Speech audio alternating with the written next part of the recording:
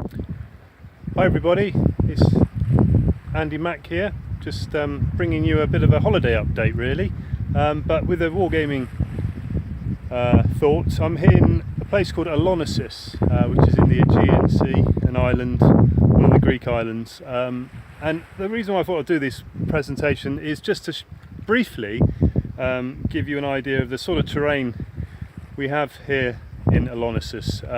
Obviously wars such as the Peloponnesian and other wars that would have involved Greece against Rome and Greece against the Persian Empire and so forth would have featured terrain in the same sort of colour schemes as this. Now I do believe that probably there's a lot more trees here now than there were in ancient times. Trees are often planted and developed by the population to enable obviously firewood, but also shade and shelter for various reasons. But first thing to note really is the this sort of burnt umber hue in so much of the ground. I don't know if you can see it clearly, but this is a very stony place, and it has this sort of soil which is very what I would say a diluted burnt umber colour. Don't know much more than that really, but if you look on the rock faces on the coast here, it does feature in a lot of the stone present. It has this sort of burnt umber view stuff running through it over on the so I can bring it in a bit.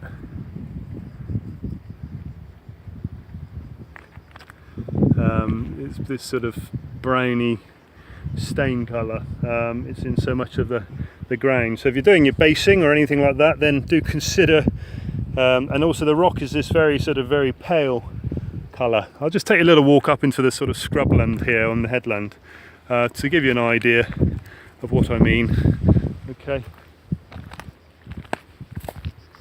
Hopefully you can see the type of terrain we have, a lot of bush. Obviously you've also got the more developed areas where it's sort of olive groves and so forth, but it's a very broken terrain, not a place for organised units to be. It would be a very irregular style of movement you'd have to use to cross this sort of terrain. I dare say it's a lot easier terrain than it might have been back then too. This is August, so at various times of the year certainly the climate would be a lot more forgiving, but I dare say also the colours would change a significant amount too, and the type of the grass underfoot. Everything's very burnt and dry now. So just giving you an idea of what you got. Very stony underfoot. These sort of waist high bush, occasional tree. I'll bring a film later of some olive groves with the sort of plateaued moisture retaining and earth retaining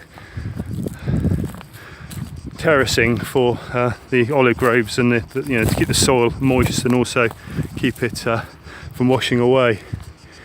So there we are, just a brief little feature of the type of terrain you get in the islands of the Greece Aegean Sea. Happy holidays everybody, I'll speak to you later. Andy Mack from Alonissus in Greece. Bye bye.